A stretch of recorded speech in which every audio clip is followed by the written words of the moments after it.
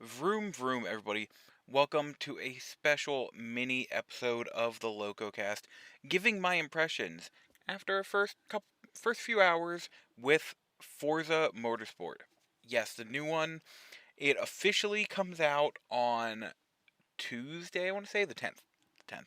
I want to say it's Tuesday. But if you get the premium edition, you get it 5 days earlier, which is what I did because I always get the premium Forzas because cars and racing. But I just wanted to give a few of my pros and cons after playing the first couple hours with the game. So we will start with the pros and then work our way to the cons because there is a big con that I'll give to it. So start with saying this game is beautiful. The tracks, the cars, the weather system, it is all so gorgeous. In fact, even I have that in as three different pros because yes, it's just beautiful. It is gorgeous. But also with the cars, every car's interior is so nicely designed, which I absolutely love, especially as someone I'll get into it in a future longer episode, but I need new cars, so I've been looking at cars, I've been looking at interiors. It's something I am really enjoying seeing the interiors of the cars in this game. And especially as someone who's in cockpit view a lot. The weather is so incredibly well done. It really does change how the game plays. I know GT7. I think GT7's weather system might be a little bit better, but the weather and time of day change in this just feels much more natural, and I love the way it's handled. I also have to say, the game just feels good. I don't know if that makes sense, but it just feels so good. The cars handle well. I'm using a controller, and just it feels good. It flows so well. They have really perfected the way these games play. But the biggest pro I give to this game is something that I've had this problem with many other racing games. You know, a lot of racing games nowadays, it's alright, well, you've played the game for 10 hours. I'm going to get this car and I just want to make it as good as possible right away. So you just get the car and pump in a million credits worth of, you know, different upgrades, whether it be to the engine, handling, weight, whatever. And he's doing it and it literally just changes the entire car right away. Which, in my opinion, kind of fundamentally changes the point of it because if you're just getting the car and changing literally the entire thing right away, then it's all just cosmetic and there's like no point in choosing I want this car over this car because yeah, the car itself is pretty much gone right away. And the previous, especially Forza Horizons, had this problem with me where it's just, oh, I want a 400 car instead of a 500. So I guess I'll just get this other one I like and make it that. And the only difference is the looks. This one, it doesn't matter how many credits you have. Credits don't affect the car's upgradability. You level up each car. You start with, I think it's you start with 300 CP or customization points. And only certain upgrades unlocked, like 2 upgrades right away unlocked for, there's the air filter and the muffler. Like those are the only two like straight up performance ones unlocked right away. And there's race, or there's like sport, race, and pro or something like that. There's usually like 2 or 3 categories to each one, and each one costs an amount of customization points.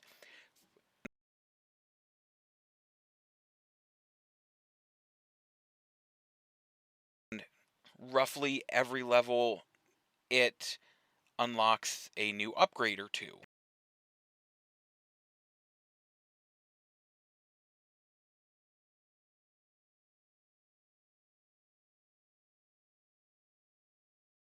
nowadays.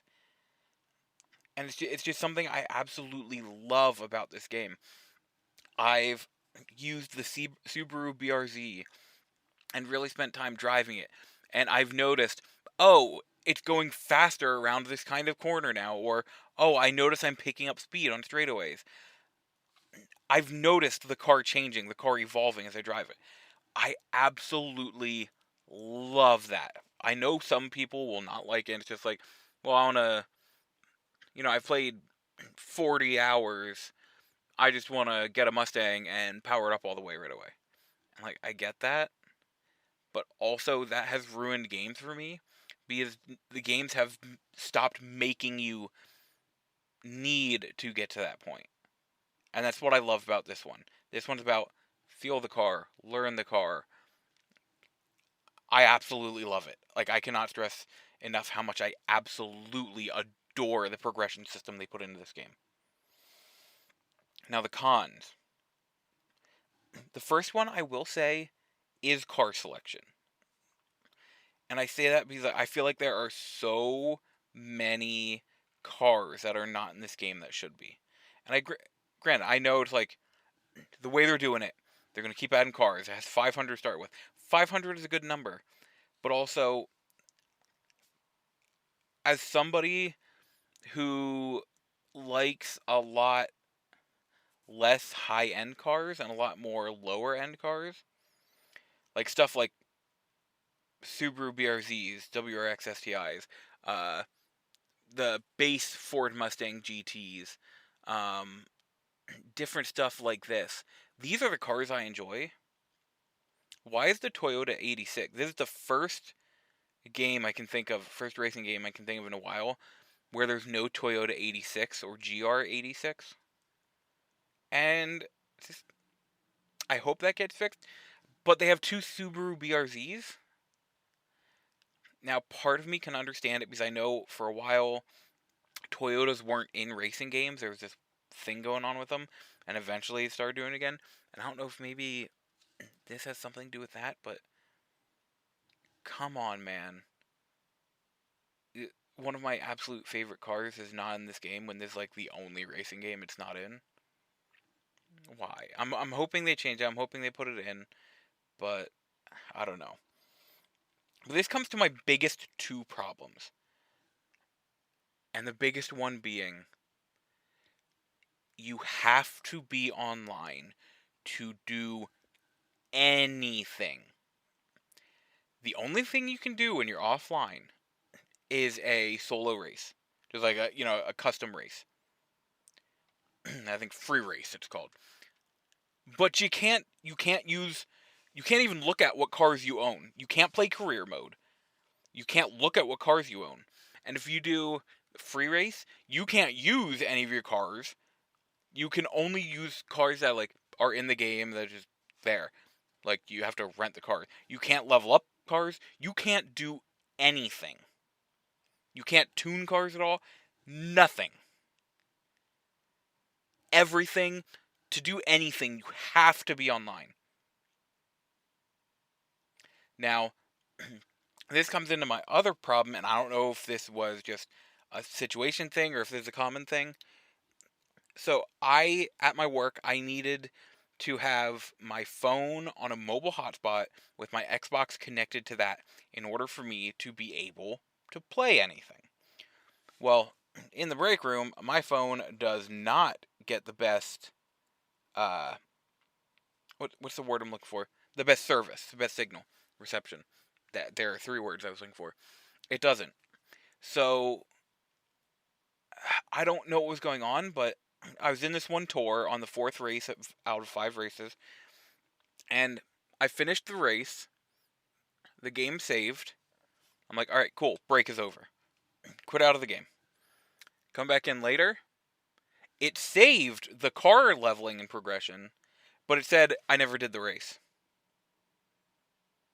I'm like, okay. So I had to do the race again. And I did, so I, did the race again.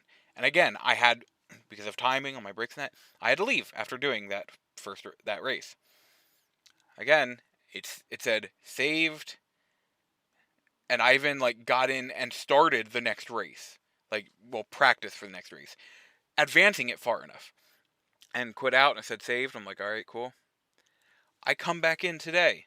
It makes me do that race again. It saved all my car levels, but acted like I never did that race.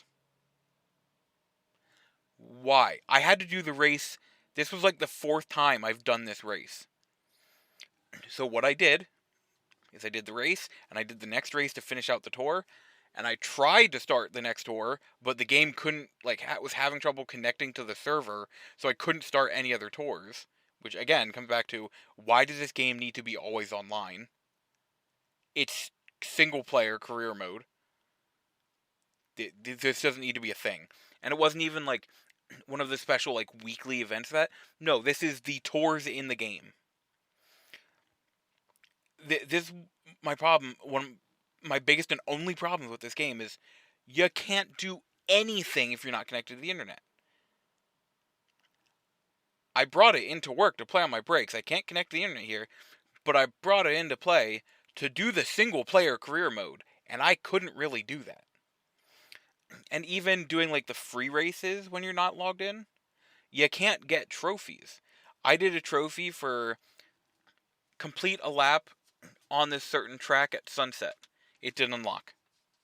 And this was while I was not logged in online, just simply playing the game in free race mode.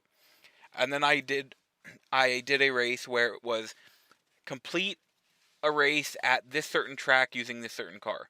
None of those trophies unlocked. Or none of those achievements unlocked. Why? Just because I'm not online? This, I absolutely adore this game, and I will play the crap out of it. But why?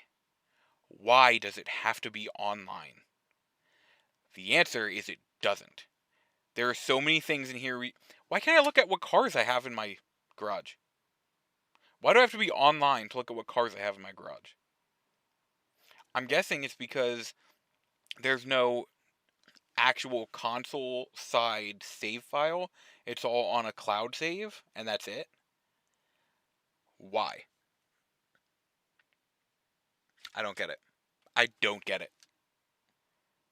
That's the only real problem I have with this game. This game is amazing, incredible, and I highly recommend it if you have good enough internet to stay logged in all the time. Other than that, this game is incredible. And like I said, I'm going to play the crap out of this game. I'm, I'm choking. I'm going to go for all the possible achievements I can. See how the multiplayer ones do. Some of them require you to be decent, and I don't know if I'll be decent online, but we'll see. But I'm going to go for as many possible achievements as I can.